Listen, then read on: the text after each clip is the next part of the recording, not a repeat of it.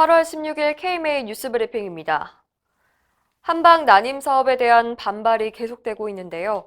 이번에는 한방 난임 치료에 사용하는 한약재에 태아 기형을 유발하는 성분이 포함되어 있다는 지적이 나왔습니다.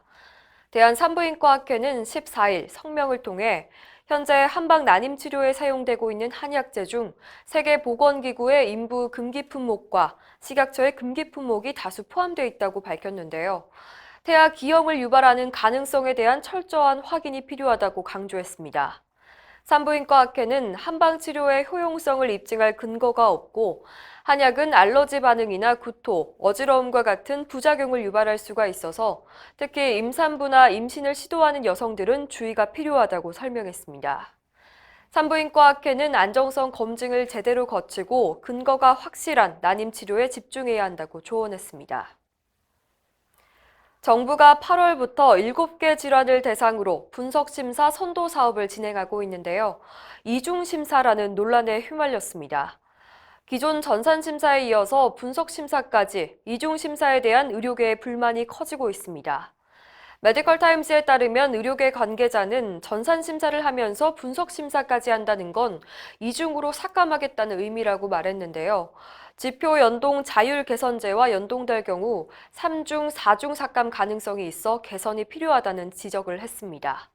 심평원은 7개 질환의 필수적인 항목만 전산심사를 하고 있고 분석심사 대상 질환의 심사 기준과 심의 사례 등에 대한 전산심사는 제외됐다고 해명했습니다.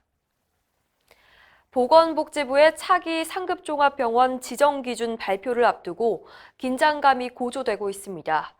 특히 울산 지역의 열기가 뜨거운데요. 지역 의료계가 총력 대응에 나서고 있습니다. 정윤기 울산대학교 병원장은 14일 정부 세종청사를 찾아 상급종합병원 지정 기준을 개선해달라고 요청했습니다. 울산대병원은 울산 지역의 유일한 상급종합병원이었는데요. 지난 지정에서는 탈락의 고배를 마셨습니다. 정 원장은 상급종합병원 탈락 이후 울산대병원은 중증 환자의 역외 유출이 늘었고 울산 지역 환자들의 진료비 부담도 커지게 됐다고 전했습니다. 정 원장은 울산대병원이 다른 병원에 비해 월등히 높은 점수를 받고도 의사 인력난으로 감점을 받아 탈락했다고 말했는데요. 지역 병원이 대부분 의사 인력난을 겪고 있는 만큼 상급병원 지정평가에도 이러한 현실이 반영돼야 한다고 촉구했습니다. 한의사협회가 리도카인 마취제를 사용하겠다며 전문의약품 사용 선언을 해서 논란이 커졌는데요. 대한마취통증의학회는 한의사의 마취제 사용은 비윤리적이라고 규탄했습니다. 마취통증의학회는 14일 한의사협회의 리도카인 사용 주장에 대해 환자의 안전을 위협하는 매우 위험한 주장이라고 지적했습니다. 한의협은 마취통증의학과 전문의와 협진해서 전신마취를 하겠다고 주장하기도 했는데요. 마취통증의학회는 경악을 금치 못하겠다며 결코 협진할 생각이 없다고 단언했습니다.